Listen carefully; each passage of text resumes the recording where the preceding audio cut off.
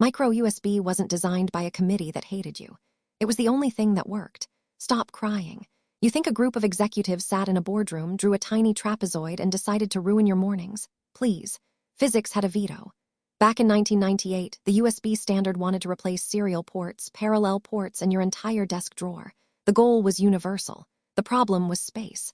Every extra pin added physical bulk, cost, and insertion force.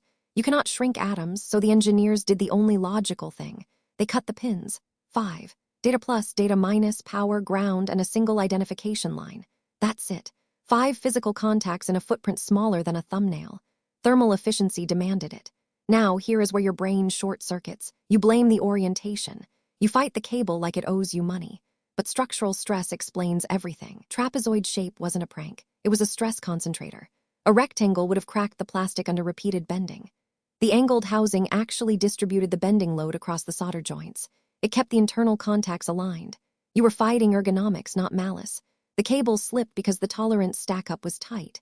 That's not a design flaw. That's manufacturing reality. Let's talk power. 2.5 watts. You wanted to charge a tablet. The physics said no. Copper traces have resistance. Resistance creates heat. Heat degrades insulation. If you pushed more current through those tiny pins, you would literally cook your device's motherboard. So how do you fix it? You renegotiate the handshake.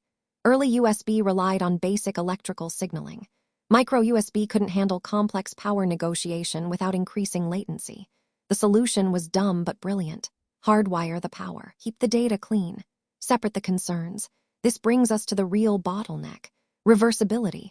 Micro USB's asymmetry was a direct trade-off for mechanical durability. You sacrifice plug orientation to save millimeters of height. Every connector is a compromise. The industry finally caught up when materials science advanced. Enter the late 2000s. Reversible contacts finally became viable. The new architecture used spring-loaded pins and a symmetrical housing. No more guessing. But that wasn't magic. It was thicker plating, better spring metal, and a complete rewrite of the mechanical spec. So why the conspiracy theories? Because humans hate admitting they misused a tool. You didn't break the port. You inserted it wrong, repeatedly, at a 45-degree angle. While walking, that's not physics. That's user error. And blaming the spec is way more fun. Micro USB was the apex of miniaturization for its era. It survived the feature phone boom, the early smartphone rush, and every cheap accessory market on Earth. It wasn't a trap. It was a triumph of constrained design. The next bottleneck was always going to be power delivery and universal compatibility. The industry solved it by doubling the pin count, adding alternate modes, and finally accepting that reversible design costs space. You traded frustration for bulk. Fair trade. So stop crying over your trapezoid cable. It did its job. It kept your devices alive. It taught us that engineering is just physics with a deadline. Respect the spec. Plug it straight or blame your own motor skills.